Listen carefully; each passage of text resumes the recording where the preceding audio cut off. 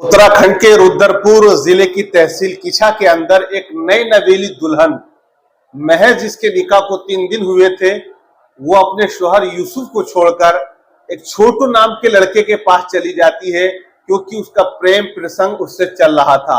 अपना मजहब तब्दील कर देती है, हिंदू रस्म रिवाज के हिसाब से वो विवाह करती है।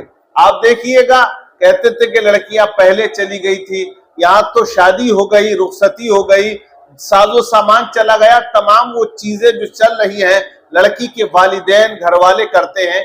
और 3 दिन के बाद में नई नवेली दुल्हन अपने नए नवेले दूल्हे को छोड़कर अपने पुराने आशिक के पास चली जाती है। इसे क्या कहेंगे आप?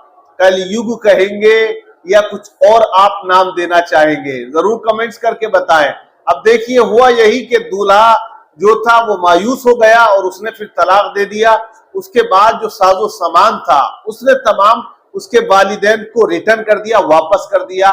लड़की के जाने के बाद जैसे ही हिंदू संगठनों को पता चला, कार्यकर्ता वहां पहुंच गए। तमाम हिंदू संगठन के कार्यकर्ता जितने थे तमाम ने सपोर्ट किया और जो है लड़की का जो है हिंदू रस्म रिवाज के हिसाब से मंदिर के अंदर विवाह करा दिया जाता है। दुल्हन आप देख रहे हैं तस्वीर में, दूल्हा भी आप देख रहे हैं तस्वीर में। ये वो दूल्हा दुल्हन है जो ये छोटू नाम का शख्स पुराना आशिक है। पहले ही से इसका प्रेम प्रसंग चल रहा था। इस बात को लेकर पूरे कस्बे में चर्चा का विषय बना हुआ है। अब सोचने पर लोग ये मजबूर हो गए कि आखिरकार किस तरह से लड़कियों को बचाया जाए, किस तरह इस प्रेम और इश्क व माशूक के किस्से जो बनते जा रहे हैं किस तरह से इनको खत्म किया जाए। वालिदैन का फर्ज होता है बेटी के हाथ पीले कर देना।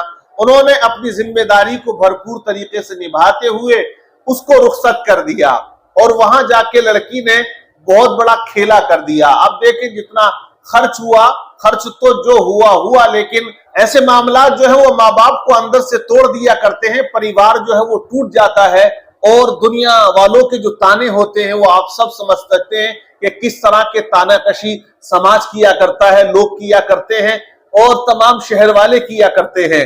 लेकिन ये शादी अजीब व गरीब है कि 3 दिन के अंदर ही वो उसके हाथों की मेहंदी जो है वो अभी खत्म ना हो पाई थी, मेहंदी का रंग भी ना उतर पाया था और वो अपने आशिक के पास चली जाती है। तो ये वो मामलात थे जिन्हें देखकर बड़ा अफसोस भी होता है।